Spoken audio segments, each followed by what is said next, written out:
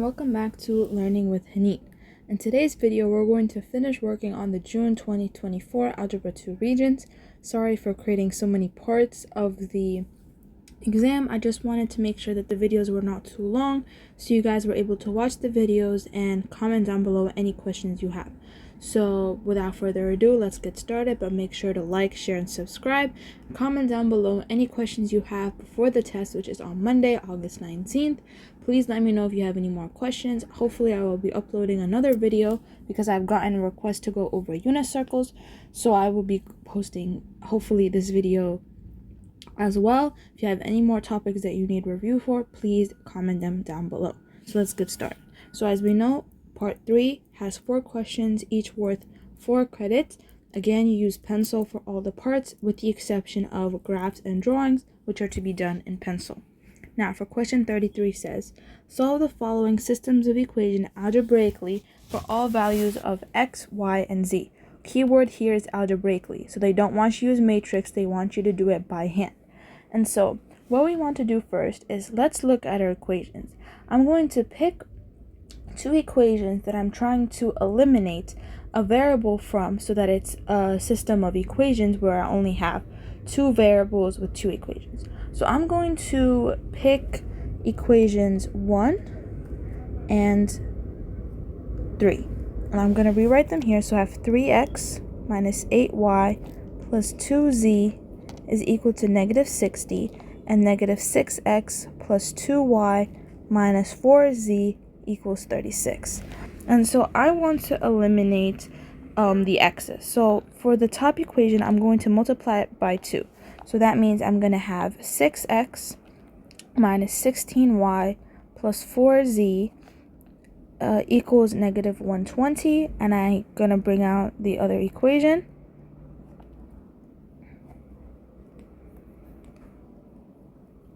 Equals 36. And so now when I simplify, I'm going to add everything together. So 6x plus negative 6x, that cancels out. And then negative 16y plus 2y is negative 14y. 4z plus negative 4z cancels out, equals 2. And then negative 120 plus 36 is negative 84. So here a coincidence happened and we eliminate both x and z. So now we're solving for y, which kind of makes this system of equations a little bit easier to solve. So now we divide by negative 14 on both sides. We get y equals 6. So we're done with y. Now let's move on and find we could move on and find z. So to find z, I'm going to be using equation 1 and equation 2. So I'm going to write that here. 3x minus 8y plus 2z equals negative 60.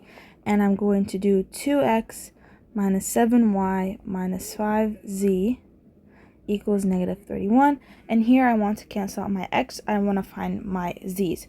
So I'm going to multiply the top equation by 2, the bottom equation by negative 3, so that I can have x equal to 6 and negative 6.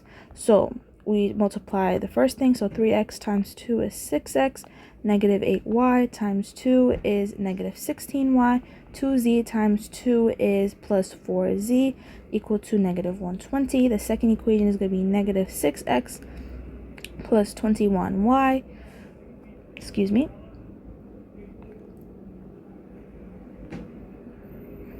plus 15z equals 93.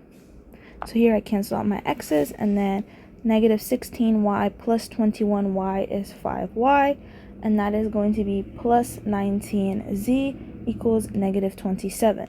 And recalling, I know my value of y is 6, so I'm going to plug in 6 for y. So 5 times 6 plus 19z equals negative 27. I get 30 plus 19z equals negative 27. Subtract 30 on both sides, and I get 19z equals negative 57. I divide by 19 on both sides. Z is equal to negative 3. So then I have found y and z. Now I'm going to pick one of the equations and plug in y and z to get x. So I'm going to be using equation number 1. So it's going to be 3x minus 8y plus 2z equals negative 60. And I'm going to plug in the variables that I have. So I don't know x, I know y is 6, and I know that z is negative 3. So I plug that all in. So 3x minus 48 minus 6 equals negative 60. So that's 3x minus 54 equals negative 60. I'm going to add 54 on both sides. I get 3x equals negative 6. Divide by 3 on both sides. X equals negative 2. And so my values for x is negative 2. My value for y is 6. My value for z is negative 3. And you could always go into your calculators and check it with the matrix. And I'm going to insert a video of my calculator doing it on the matrix to check your work. But make sure that you do show your work algebraically for you able to get all 4 points. If you do it on your calculator, you're not going to get all 4 points.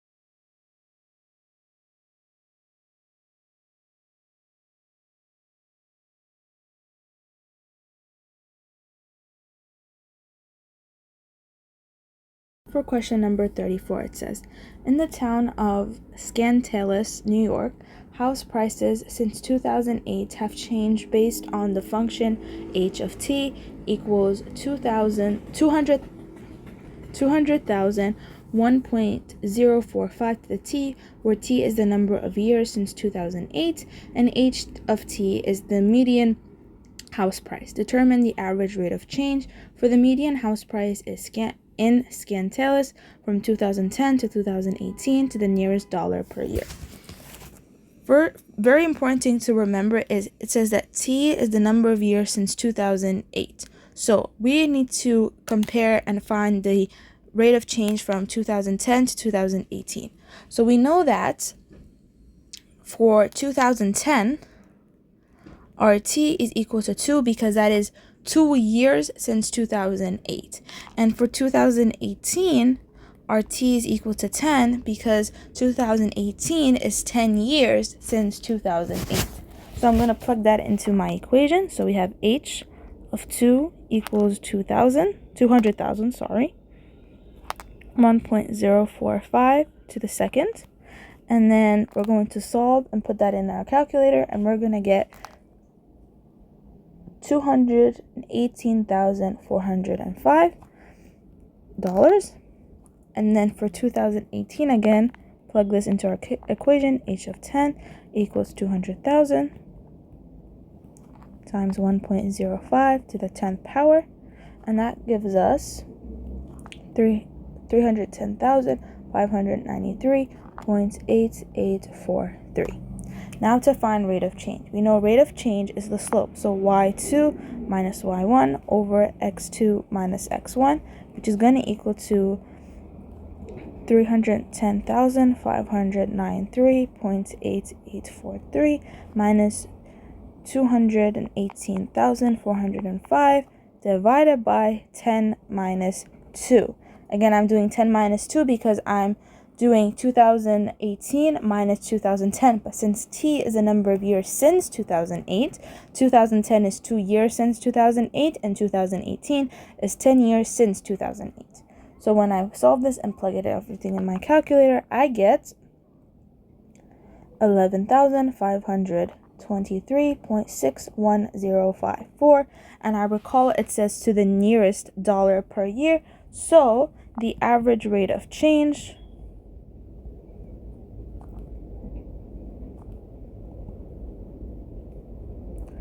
for the median house price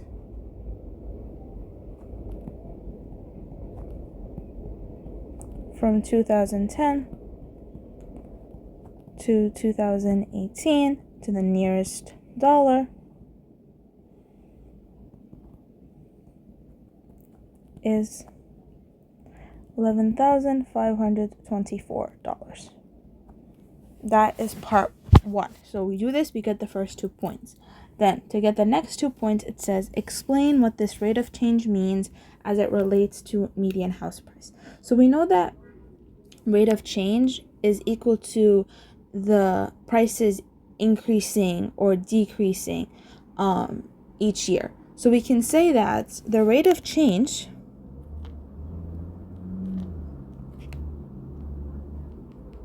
means that between,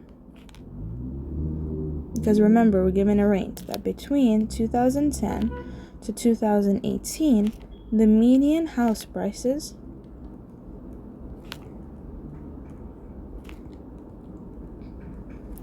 increased approximately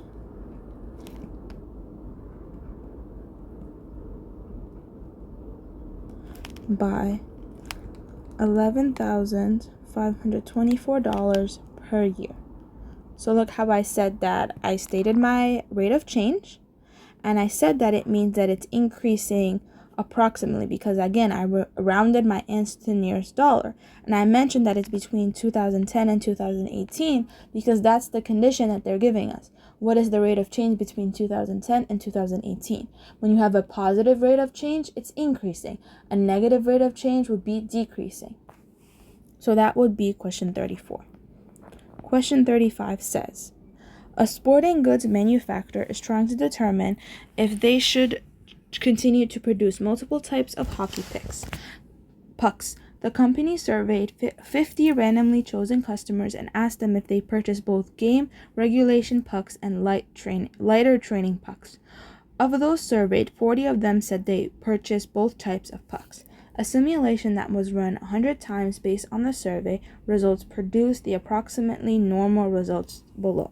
So we know that the results are approximately normal, and we have a mean of 0.795 and a standard deviation of 0.085.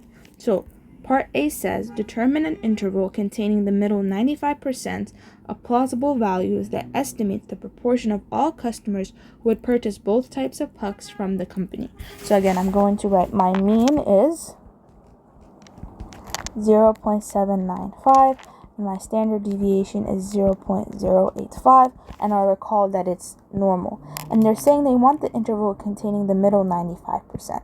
And we know that the middle 95%, if we have our bell curve, there's 1 standard deviation above and below, 2 standard deviations, 3 standard deviations. And we know that this percentage right here is 68%.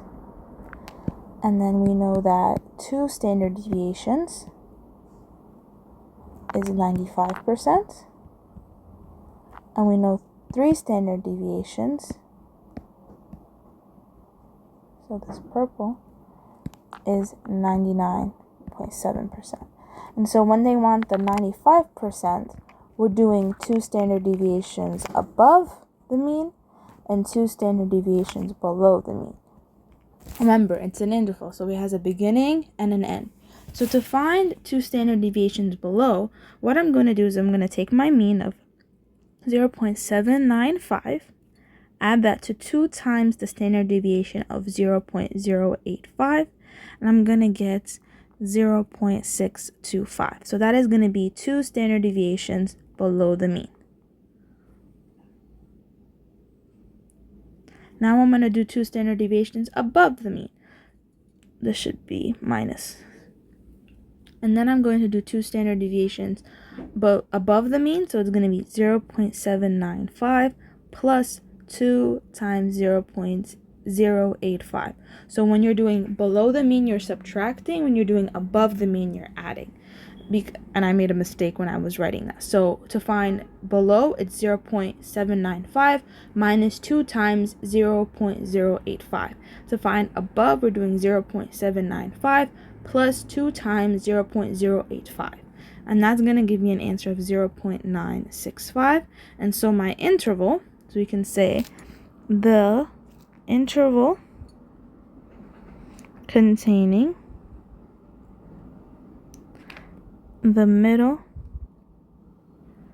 95% is 0.625 to 0.965. Obviously, yours is going to look a little bit more organized. I just had this piece just to show you the intervals and where they align with the standard deviations. Now for part B says, the company will continue to manufacture both types of hockey pucks if it's reasonable to assume that the true proportion of customers who buy both types of hockey pucks is above 0.60. Using the interval from part A, explain whether or not the company should continue to produce both types of hockey pucks. So we have an interval of 0.625 to 0.965. And they're going to continue to produce it if the interval or the proportion is above 0.60. And we can see that our interval is greater than 0.60, so it's reasonable to assume that they should continue to produce both types of hockey pucks because the true proportion of customers who buy both types of pucks is above 0.60. So we're going to say the company should continue to produce both types of hockey pucks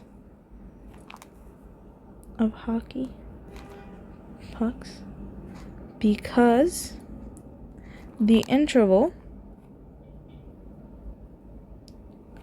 of 0.625 to 0.965 is greater than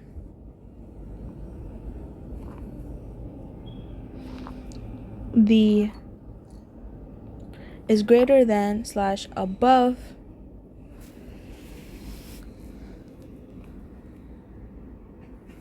0.60.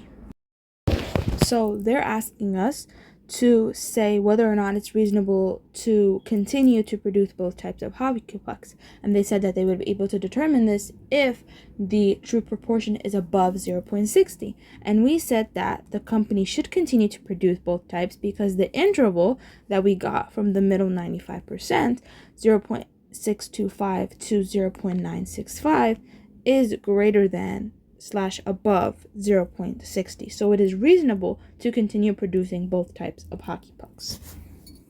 Now question 36 says, graph y equals f of x where f of x equals log base 2 x minus 1 plus 3 on the set of axes below. So what you're going to do is you're going to go into your calculator, you're going to go to y equals, and you're going to write in your equation. So you're going to do log base 2 x minus 1 plus 3. And when you go on your calculators, you're going to do second graph, and it's going to graph it for you. And we can see that there's an error at 1, 0, -1, so on. And so what happens is because there's this error, it's approaching a asymptote. It's approaching a vertical asymptote. So we want to graph it, right? So I'm going to graph the whole numbers that we get. So we have x and y. You have to show like your table. So we have 2, 3, we have 3, 4, we have 5, 5, and 9, 6. So we're going to graph these points. So we have 2, 3, 2, 3, we have 3, 4, we have 5, 5,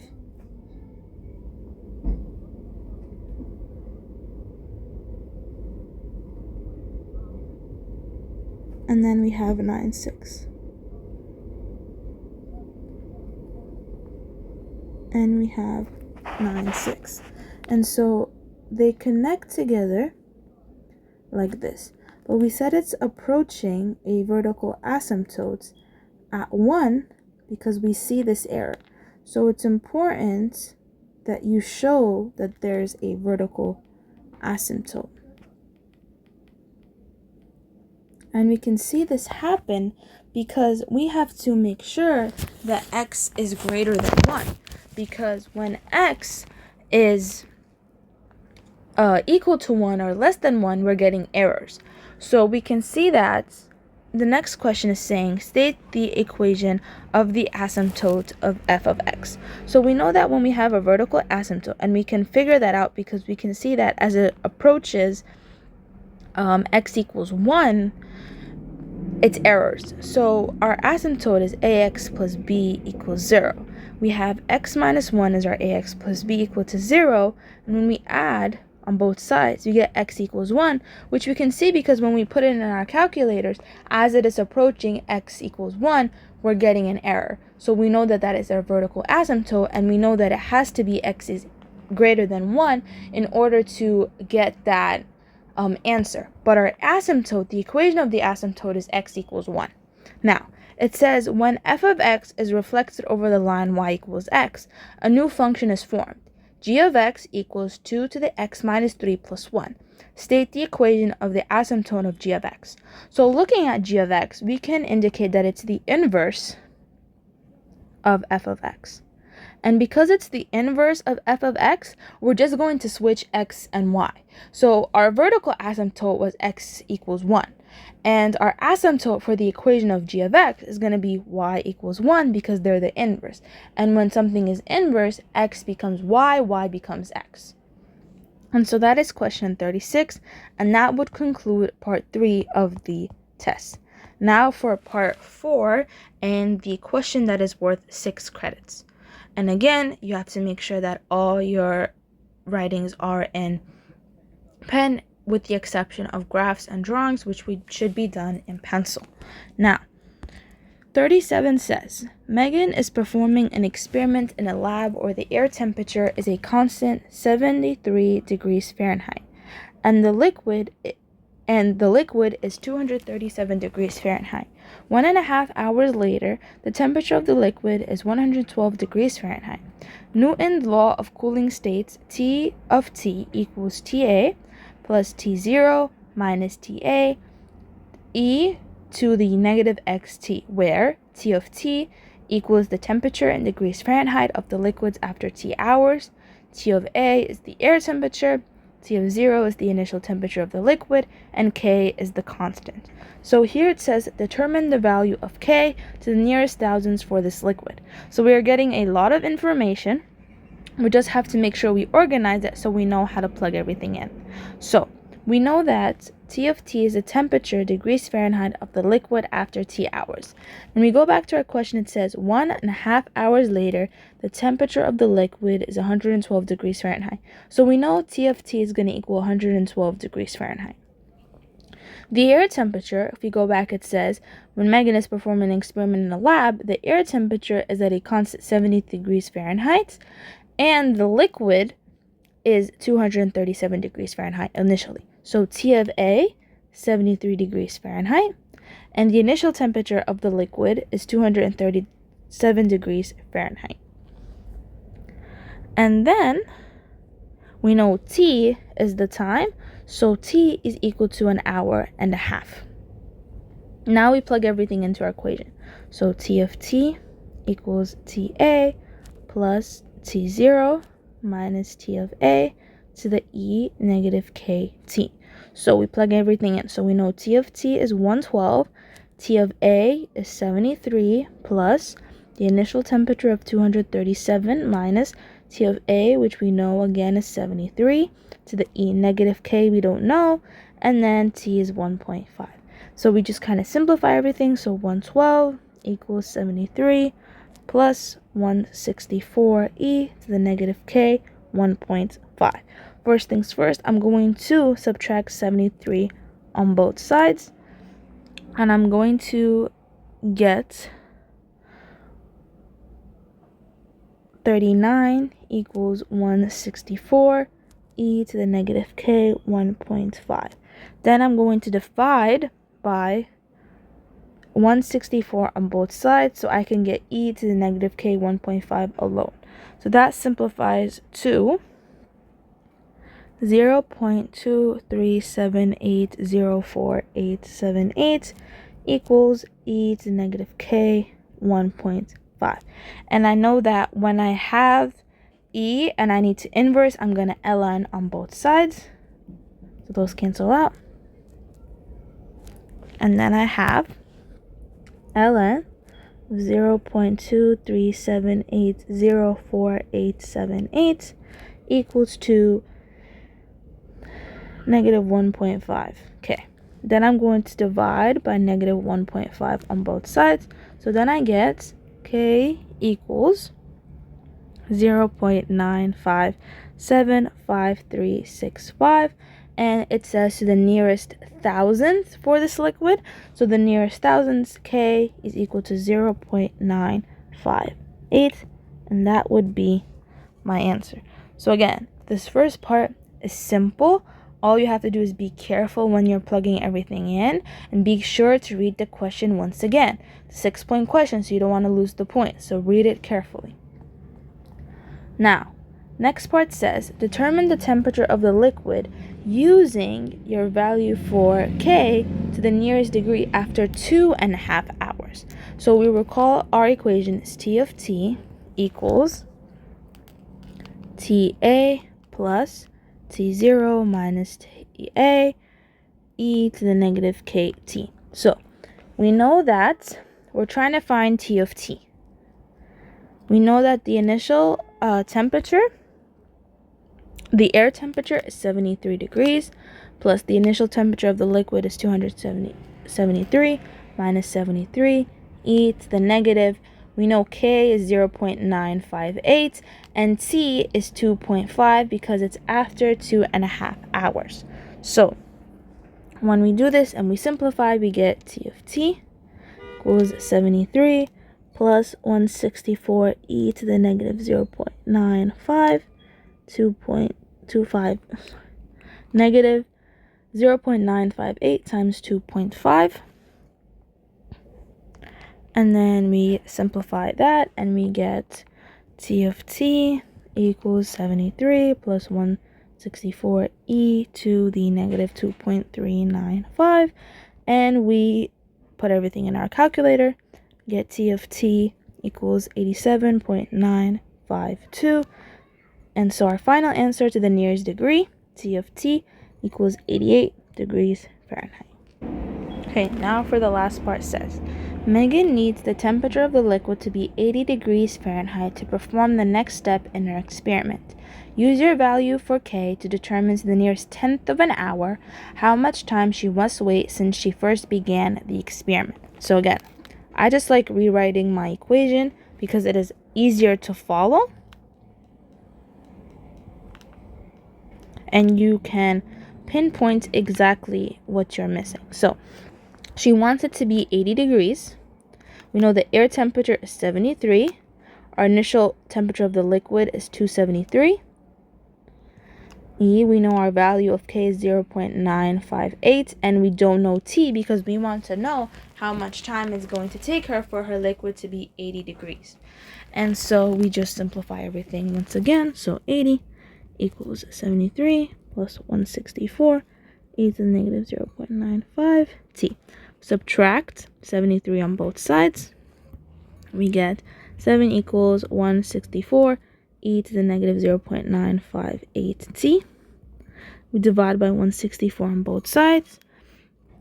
We get 0.04268299268 equals e to the negative 0.958 T. We ln on both sides to get rid of e. And we get ln 0.04268299268 equals negative 0.958 T. And we divide by negative 0.958. T is equal to 3.29223. And then we said it's the nearest tenth of an hour. So T is equal to 3.3 hours. For it to reach T equals 3.3 hours for the temperature of the liquid to be 80 degrees Fahrenheit. And just like that, we have finished the June 2024 Algebra 2 Regents. Please make sure you comment down below any questions you have. I'm available to answer your questions. If you have any specific problems that you want me to simplify once again, please let me know. Make sure to like. It helps, encourage me to be posting a lot of these videos. If you don't have any questions, let me know which math you guys are going to be taking next year so I can prepare some videos. And just, I wish you tons of luck on your test. You got this. You guys prepared extremely well, and I know you guys are going to do great. So good luck, happy studying, and comment down below if you have any questions, and I will see you in the next video. Bye!